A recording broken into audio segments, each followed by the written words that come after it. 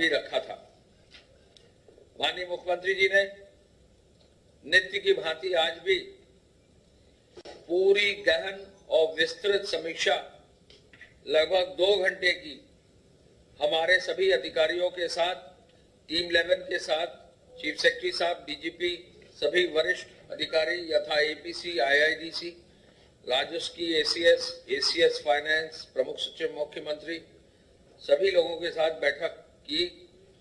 आज उन्होंने विशेष रूप से लॉकडाउन की समीक्षा की और लॉकडाउन में उन्होंने ये कहा कि लॉकडाउन के अंदर हॉटस्पॉट्स की पूरी टेस्टिंग हो और हॉटस्पॉट्स के बाहर भी टेस्टिंग कराई जाए। उनका निर्देश है कि जिन क्षेत्रों में आवश्यकता हो और अधिक मामले हैं टेस्टिंग के, तो उस क्षेत्र में फुल टेस्टिंग कराई जाए। उनका यह भी निर्देश था कि कानपुर में चूंकि टेस्टिंग का लोड ज्यादा है, तो ऐसे जनपदों के लिए विशेष व्यवस्था की जाए। साथ साथ सहारनपुर और मेरठ जैसे जनपदों के लिए भी टेस्टिंग की विशेष व्यवस्था की जाए। माननीय मुख्यमंत्री जी द्वारा सोशल डिस्टेंसिंग को रखते हुए क्वारंटाइन में जो लोग रखे गए हैं उनको आवश्यक दूरी बनाए रखने का भी निर्देश दिया। आपको संज्ञान में है कि रायबरेली में क्वारंटाइन में लोग रखे गए थे, फिर भी एक बार नेगेटिव आने के बाद फिर दोबारा टेस्ट करने पर चूंकि पॉजिटिव आए हैं, तो ये जो एक सावधानी बरती गई थी लोगों को क्वारंटाइन में रखने में, इस सावधानी का लाभ मिला और क्वारंटाइन में ही फिर दोबारा पॉजिटिव हुए और कार्रवाई जो है कोविड के नियमों के अंतर्गत की जा रही। माननीय मुख्यमंत्री जी विशेष रूप से इस बात पर भी बल दे रहे हैं कि जहां भी कोविड के रोगी रखे जाए उनको ऑक्सीजन की अनिवार्य व्यवस्था की जाए। प्रमुख सचिव चिकित्सा शिक्षा ने बताया कि हर वेंटिलेटर पर कितनी ऑक्सीजन की जरूरत होगी, हर बिना वेंटिलेटर के बेड पर कितने ऑक्सीजन की मात्रा होगी, ये निर्धारित उन्होंने भारत सरकार के निर्देशों के अनुरूप कर दिया है और उसी के अनुरूप व्यवस्था आज ही वो समीक्षा 3 बजे से कर रहे हैं। इसके लिए उन्होंने अपने अस्पताल और अपने मेडिकल कॉलेजेस के लिए व्यवस्था कर दी है और प्रमुख सचिव चिकित्सा भी अपने L1, L2, L3 अस्पतालों के लिए भी ऑक्सीजन की व्यवस्था कोविड पेशेंट्स को ट्रीट करते समय कर रहे हैं। माननीय मुख्यमंत्री जी द्वारा पुलिस बल और डॉक्टरों सहित चिकित्सा कर्मियों के लिए विशेष रूप से सतर्क रहने का निर्देश दिया है कि वो सुरक्षित रहे। पुलिस कर्मियों की टीम, मेडिकल सुरक्षा की टीम आवश्यक उपकरण लगाकर ही ड्यूटी करे और सुरक्षा के दिशा निर्देशों का पूरी तरह पालन करें। पीपीई मानकों के अनुरूप होना चाहिए और इमरजेंसी सेवा कहाँ हो कहाँ न हो इसका निर्धारण चिकित्सा विभाग ने कर दिया है। तो उन्हीं अस्पतालों में इमरजेंसी सेवा हो और उन्हीं अस्पतालों में लोग जाएं। मैं आप सबके माध्यम से निवेदन करना चाहूंगा कि हमारे प्रदेश में आमजन से जो भी कहीं बीमार है, कृपया किसी भी सूरत में जो निर्धारित अस्पताल हैं इमरजेंसी के, उनके विपरीत कहीं भी न जाएं। किसी भी नॉन अप्रूव्ड अस्पताल में इमरजेंसी की सेवा में न जाएं, क्योंकि एक तो इससे उनको खतरा है, दूसरा इन अस्पतालों से बाकी लोगों को भी खतरा हो सकता है। केवल जहां इमरजेंसी स्वीकृत है, जहां पर्याप्त सुरक्षा उपकरण हैं, जहां स्टाफ ट्रेंड है, तब वहां ही इमरजेंसी की अनुमति दी गई है। उसका शासनादेश भी जारी है, वहीं पर इमरजेंसी होना चाहिए। माननीय मुख्यमंत्री जी द्वारा कोविड-19 के उपचार के लिए प्लाज्मा थेरेपी के बारे में भी जो रिपोर्ट्स आई हैं, ये प्रोत्साहित किया है कि प्रदेश में भी प्लाज्मा थेरेपी पर काम हो। उन्हें अवगत कराया गया कि प्रदेश में 2 जगह प्लाज्मा थेरेपी पर काम हो रहा है और संभवतः केजीएमयू में भी प्लाज्मा थेरेपी पर काम हो रहा है। मुझे बताकर ये खुशी है कि पूरा जो आरोग्य सेतु का ऐप है, इसमें पूरे देश में यूपी के 1 करोड़ से अधिक आरोग्य सेतु के डाउनलोड करने वाले भागीदार हैं। 1 करोड़ लोगों ने यूपी में आरोग्य सेतु डाउनलोड किया है और ये बहुत बड़ी उपलब्धि है। माननीय मुख्यमंत्री जी ने फिर भी कहा कि और लोगों को प्रोत्साहित करें और इस पर कार्य करें, और ये जानकर आपको खुशी होगी कि आरोग्य सेतु ऐप में जो व्यवस्था है अलर्ट देने की, तो लगभग 150 से 200 अलर्ट भी आ गए। यानी उस ऐप का एक्चुअल उपयोग भी मेडिकल डिपार्टमेंट कर रहा है, उसका एक्चुअल उपयोग संबंधित जिलाधिकारी भी करेंगे। और ये जो अलर्ट आया है, जिन लोगों ने डाउनलोड अपना ऐप किया है वो भी उसका उपयोग कर सकते हैं। ये बहुत ही यूजफुल ऐप है। हमारा लक्ष्य है कि हमारे 6 करोड़ से ज्यादा अगर स्मार्टफोन्स हैं हमारे प्रदेश में, जैसा बताया जाता है, या उससे ज्यादा भी हो सकते हैं, तो हर स्मार्टफोन के यूजर के मोबाइल फोन पर आरोग्य सेतु का ऐप जरूर डाउनलोड कर ले। हम आपके माध्यम से पुनः अपील कर रहे हैं, आरोग्य सेतु बहुत ही काम की चीज है, इसको और बढ़ाएं। मुख्यमंत्री जी ने कहा कि अंतर जनपदीय और अंतरराष्ट्रीय आगमन बिल्कुल सख्ती से रोका जाए। हमारे बॉर्डर पर यह शिकायत मिली है कि कुछ ट्रकों में, कंटेनर ट्रकों में लोग छुप कर भी आ रहे हैं। तो झांसी और ललितपुर बॉर्डर पर बहुत सारे ऐसे कंटेनर्स के अंदर जो छुप के लोग आए थे उनको पकड़ के क्वारंटाइन में डाला गया है। तो हम आपके माध्यम से ये कहना चाहेंगे कि अनावश्यक रूप से इलीगली जो है ऐसे कंटेनर ट्रक में लोग ना आए और हर हालत में नियमों का और लॉकडाउन का पालन करें। लखनऊ के सदर क्षेत्र को पूर्ण रूप से सैनिटाइज करने का निर्देश उनके द्वारा दिया गया और उनके द्वारा ये भी निर्देश दिया गया क्योंकि लखनऊ में सचिवालय खुल रहा है, तो ऐसे में बहुत केयरफुली सदर क्षेत्र और हॉटस्पॉट के क्षेत्रों से जो है लोग आए या फिर वो अपने घर पर ही रहें।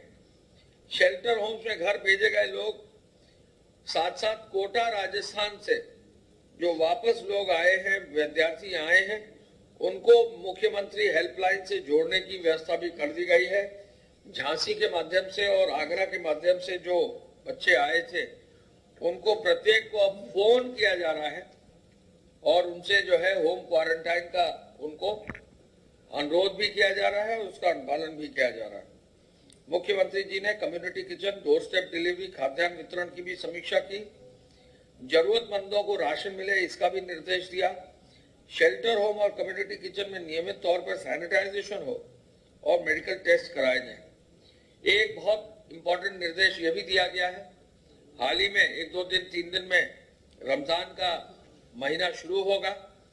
आवश्यक सामग्री डोर स्टेप डिलीवरी के माध्यम से एपीसी साहब सुनिश्चित करेंगे, जिससे रमजान के महीने में घरों में जो लोग सहरी और शाम को जो है रोजा अफ्तारी अगर करते हैं तो घर पर ही करें, किसी सूरत में घर से बाहर ना आए, लेकिन उनको आवश्यक सामग्री जरूर मिल जाए, ये इंश्योर किया जाएगा। अन्य राज्यों से लौटे श्रमिकों को रोजगार दिलाने की कार्ययोजना पर भी लागू करने का निर्देश उन्होंने दिया। सभी नोडल अधिकारियों पर फोन पर उपलब्ध कराई गई दिक्कतों को समाधान का निर्देश दिया और नोडल अधिकारियों से कहा कि अधिक से अधिक फोन को रिसीव कर लें।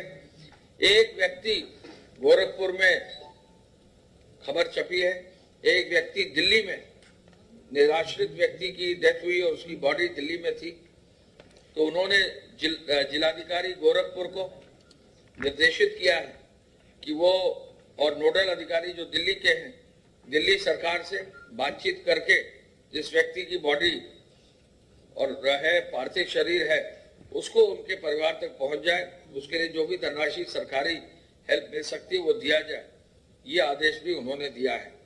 यानी मुख्यमंत्री जी ने अखबार की एक कटिंग में दी गई खबर का संज्ञान लेते हुए ऐसे व्यक्तियों को, निराश्रित व्यक्तियों को जिनका पार्थिव शरीर कहीं नहीं उसका जो है निस्तारण किया गया अन्य प्रदेश में, दिल्ली में, उसके लिए भी उन्होंने निर्देश दिए।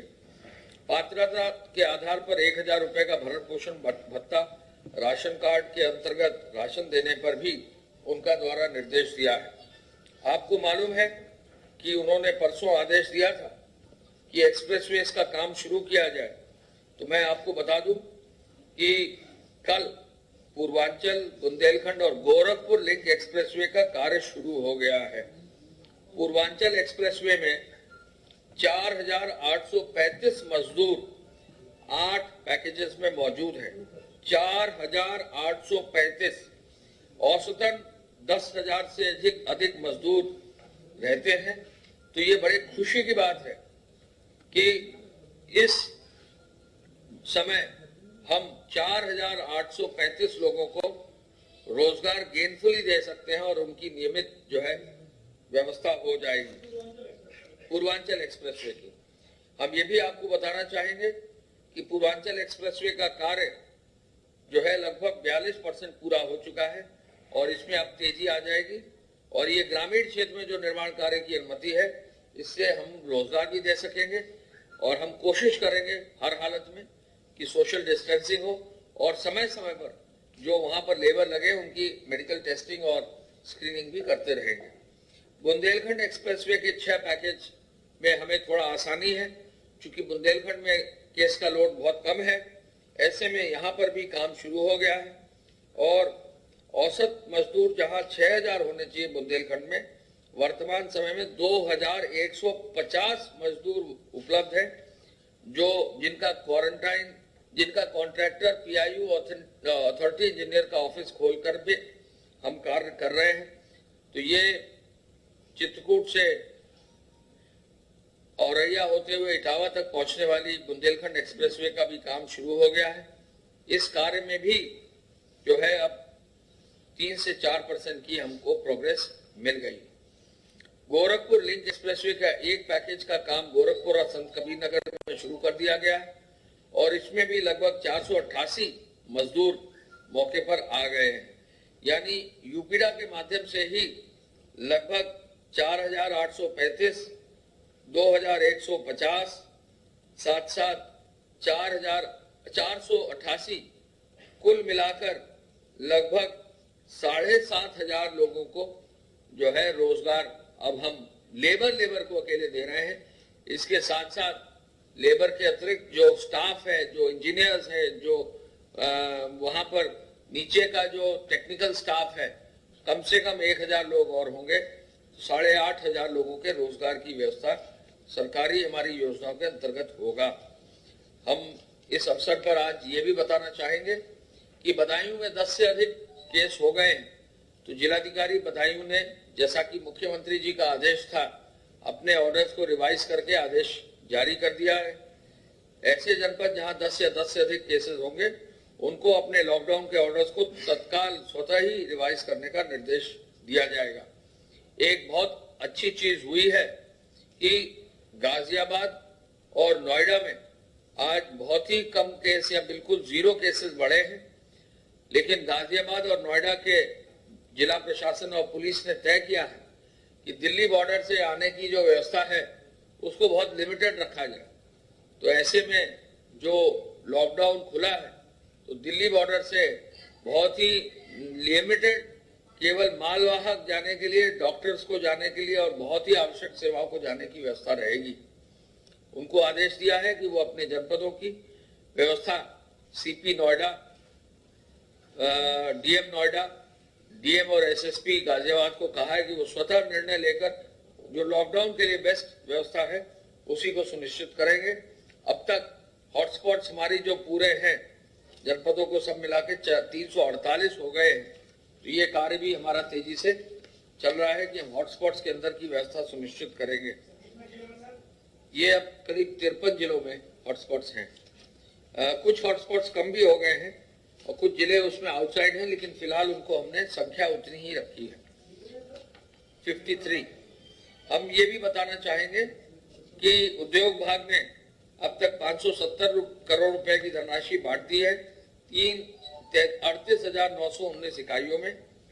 साथ साथ जो कृषि उत्पादन आयोग साहब की कमेटी है, उसने वितरण की व्यवस्था में अब तक 47,470 वाहन लगा दिए हैं। कल दूध का वितरण 36,90,000 लीटर हुआ है। 50,000 से अधिक होम डिलीवरी व्यवस्था है खाद्यान्न का वितरण भी चावल का बहुत तेजी से निःशुल्क वितरण हो रहा है। और मुद्दा एक, बहस एक, नतीजा क्या होगा? कोरोना से तो बचेंगे,